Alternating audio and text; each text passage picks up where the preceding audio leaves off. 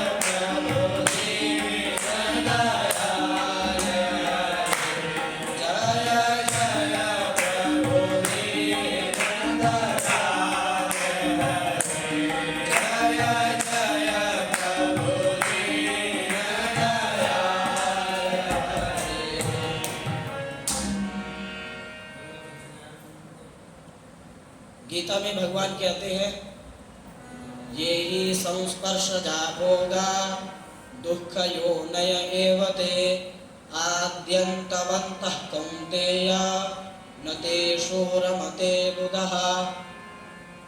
जो हमें विषय और इंद्रियों से सुख जैसा दुख भोग प्राप्त होता है, वस्तुतः वह दुख ही है, परंतु हमें मोहवश आसक्तिवश वह दुख सुख लगता है।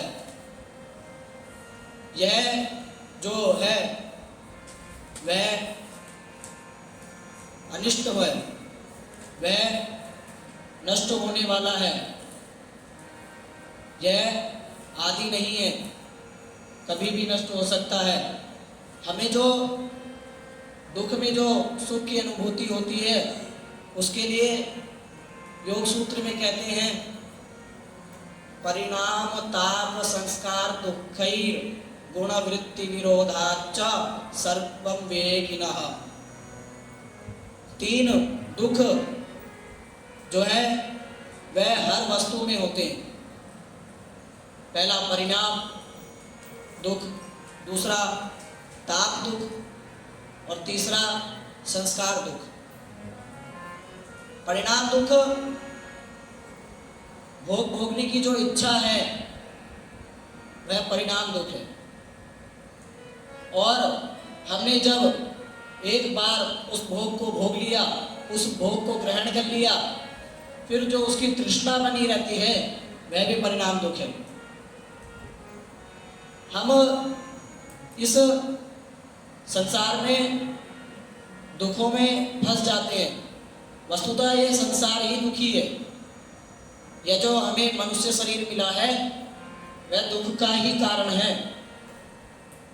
हमें इसमें सुख मिल ही नहीं सकता। हम उस जो क्षय से भरा सुख है उसे हम आदि मान लेते हैं कि यही सुख हमारे लिए सब कुछ है, और जो हमें भोगने के बाद समझ में आता है कि जो यह हमने भोगा इसमें दुख है, उसका जो दुख हमें समझ में आता है, उसका जो कष्ट हमें समझ में आता है वह भी परिणाम दुख में आता है। एक बार एक पति पत्नी में झगड़ा हुआ। पति ने घर छोड़ करके जहाँ मदिरा बिकती है वहां आ गया और खूब मदिरा को ग्रहण किया और सो गया। जब उसकी सुबह आंख खुली तो उसके मन में विचार आया कि जो मैंने पत्नी से लड़कर के मदिरा ग्रहण करी, इससे मेरा क्या होगा। सर्वप्रथम धन का नुकसान होगा, धन घटेगा। दूसरा, मैं अस्वस्थ होऊंगा, बीमार पड़ूंगा। तीसरा, मेरी बदनामी होगी। चौथा, मेरे पिताजी का अपमान होगा। उसके मन में यह विचार आने लग गए कि जो मैंने यह क्रोध में आकर के मदिरा ग्रहण करी, यह कितनी नुकसानदेह है। यह जो विचार भोगने के बाद हमारे मन में आते हैं, यह परिणाम दुख है। जब मीठा खाने की इच्छा से मक्खी गीले गुड़ में जाकर के बैठ जाती है और खूब प्रयास करने पर भी जब वह उस गीले गुड़ से उठ नहीं पाती, उसके पंख चिपक जाते हैं, उसके पैर चिपक जाते हैं। वह खूब प्रयास करती है कि मैं किसी भी प्रकार से ये सब, मैंने इस भोग को भोग लिया है, मैंने मिठास पा ली, अब मैं इससे बाहर निकलूं। परंतु वह उससे बाहर नहीं निकल पाती, अंततो गत्वा उसकी वही मृत्यु हो जाती है। उसी प्रकार मनुष्य है, भोग भोगता है, सोचता है मैं इससे बाहर निकलूं, पर उसकी निरंतरता तृष्णा बनी रहती है। एक बार भोग भोगने के बाद उसके मन से दोबारा भोग भोगने की इच्छा जो है वह जाएगी नहीं। और अगर कोई मनुष्य यह विचार करे कि मैं भोग भोग लेता हूँ, उसके बाद मेरे अंदर इच्छा नहीं आएगी, तो वह उस मनुष्य की मूर्खता है कि वह अगर यह विचार करे कि मैंने भोग भोग लिया है और अब उस भोग को भोगने की दोबारा इच्छा मेरे अंदर नहीं आएगी। एक बार अगर भोग भोग लिया जाए तो उसकी तृष्णा जाती नहीं है, उसकी तृष्णा बनी रहती है। यह सब परिणाम दुख है। दूसरा आता है ताप दुख। हम भोग को भोग रहे हैं, वह भोग हमसे कोई छीन ना ले, उस भोग को हमसे कोई दूर ना कर दे, या किसी के द्वारा ऐसा प्रयास ना हो कि यह जो ये भोग भोग रहा है इसको नष्ट कर देता हूँ। उसके प्रति जो हमारा द्वेष उत्पन्न होता है वह ताप दुख है। और हम भोग भोग रहे हो, दूसरा भी व्यक्ति भोग भोग रहा हो, वह हमसे ज़्यादा आनंद ले रहा हो उस दुख रूपी सुख में, तो उससे जो हमें ईर्ष्या होती है वह ताप दुख है। एक बार एक माता जी ने शिव जी की तपस्या करी और शिव जी को प्रसन्न किया। शिव जी से वरदान मांगा कि मैं जो भी विचार करूं वह मेरे पास आ जाए। शिव जी ने कहा कि जो तुम विचार करोगी, जो स्मरण में लाओगी, ठीक है, वह तुम्हारे पास वह चीज उत्पन्न हो जाएगी, परंतु उसकी दो गुना तुम्हारे पड़ोसी के पास जाएगी। माता जी ने कहा ठीक है। अब माता जी ने सर्वप्रथम अपने एक सुंदर महल विचार किया कि मेरे पास एक सुंदर महल हो। माता जी ने विचार किया, माता जी के पास सुंदर महल आया, परंतु जब वह महल से बाहर निकली देखा कि बगल में दो महल और हैं, वो तो पड़ोसी के। अब उन्हें ईर्ष्या हुई, अंदर गई, विचार किया गाड़ी आ जाए मेरे पास। बाहर आके देखा गाड़ी खड़ी है, बगल में देखा दो गाड़ी खड़ी है। अब उन्हें और ईर्ष्या हुई, मैं क्या करूं। अब वह अंदर गई, उन्होंने विचार किया कि मेरा जो यह महल का एरिया है, प्रांगण है, इसमें दो कुएं खुद जाए। बाहर आया, देखा दो कुएं आ गए। अब उन्होंने विचार तो ये किया था कि किसी प्रकार पड़ोसी जो है कुएं में गिर जाए। अब वो हो ही ना, पड़ोसी कुएं में गिरा नहीं। कुछ दिन तक ऐसे ही चलता रहा। अब माता जी ने सोचा क्या करूं। माता जी फिर अंदर आई, शिव जी से बोला कि मेरी एक आंख फोड़ दीजिए। और जब उनकी एक आंख फूट गई, बाहर आके देखा पड़ोसी की दोनों आंख फूट गई। अब वह अति प्रसन्न हो। यह जो ईर्ष्या हमारे अंदर आती है, यह ताप दुख है। और हमसे कोई चीज छीन ना जाए, कोई भोग छूट ना जाए, यह भी ताप दुख है। और वह भोग जो है बना रहे, यह जो विचार हमारे मन में आता है, यह भी ताप दुख के अंतर्गत आते हैं। जैसे हम 1 किलो रसगुल्ले को लेकर के बैठे कि इसको खाएंगे, आखिरी 4-5 रसगुल्ले बचे खाने के लिए। अब मन में विचार आ गया कि अब मैं कल क्या खाऊंगा, हमारे बगल में बैठा है वो मुझसे ज़्यादा ना खा ले। हमारे मन में विचार आ रहा है मैं कल क्या खाऊंगा। यह जो विचार आ रहा है यह ताप दुख है, और जो उसको खाने की इच्छा है वह परिणाम दुख है। इसके बाद आता है संस्कार दुख। हमने किसी भोग को भोगा, उसको ग्रहण किया, उसमें आनंद लिया, उसके बाद वह भोग हमसे दूर चला गया या किसी भी कारण से हम उस भोग को नहीं भोग पा रहे हैं। हमारी इंद्रिय में इतना सामर्थ्य नहीं है कि हम उस भोग को भोग सकें। अब उस भोग भोगने की जो इच्छा मन में आई, हम तो जानते हैं कि हम उस भोग को नहीं भोग पाएंगे, हमारे पास दाती नहीं है तो हम क्या स्वादिष्ट खाएंगे।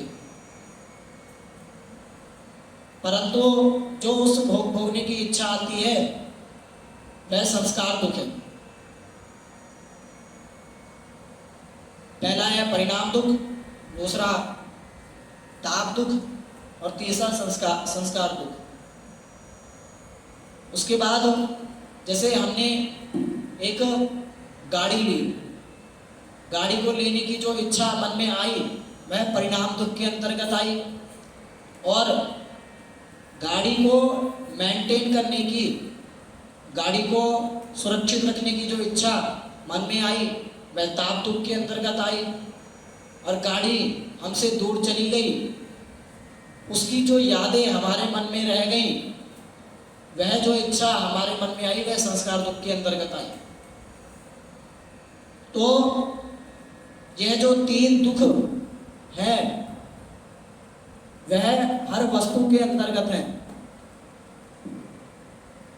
हम कोई सा भी भोग भोगे, यह दुख हमारे अंदर प्रवेश जरूर करेंगे। तो जो जिस चीज में हमें सुख मिल रहा है इंद्रिय और विषय के भोग में, जिसे हम सुख मान रहे हैं, वह वस्तुतः दुखी ही है।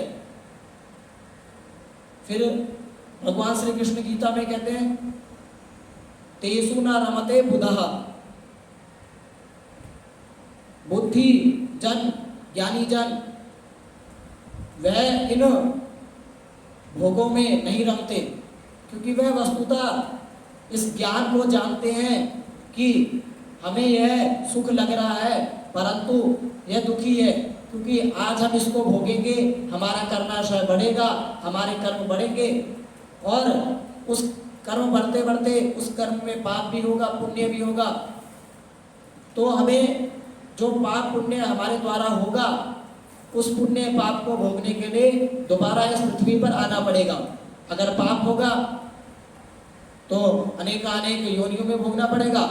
बहुत अच्छा पुण्य होगा, स्वर्ग में जगह मिलेगी, स्वर्ग से स्वर्ग की इच्छाओं को भोगेंगे, फिर दोबारा मनुष्य शरीर में आएंगे। यह ज्ञानी जन जानते हैं। तो इससे सर्वप्रथम हमें किसी भी भोग को नहीं भोगना है, मतलब उसमें आसक्ति नहीं होनी चाहिए, और उस भोग को अगर हम भोगते हैं तो किस प्रकार भोगे, तेन त्यक्तेन भुंजीता मा गृधा कस्यस्मिन् धनम, त्याग पूर्वक भोगे, उसमें हमारी आसक्ति नहीं होनी चाहिए। अगर भोगते हैं तो सर्वप्रथम है हम यही साधना करें, यही विचार करें कि हम उस भोग को ग्रहण ही ना करें, क्योंकि एक बार भोग भोगने के बाद उसकी तृष्णा जाती नहीं है। और इससे बचने का, इस भवसागर से पार होने का एक सरलतम उपाय है भगवान नाम। आइए उसी भगवान नाम को बोलते हुए इस सत्र को विश्राम करते हैं। गोविंद हरे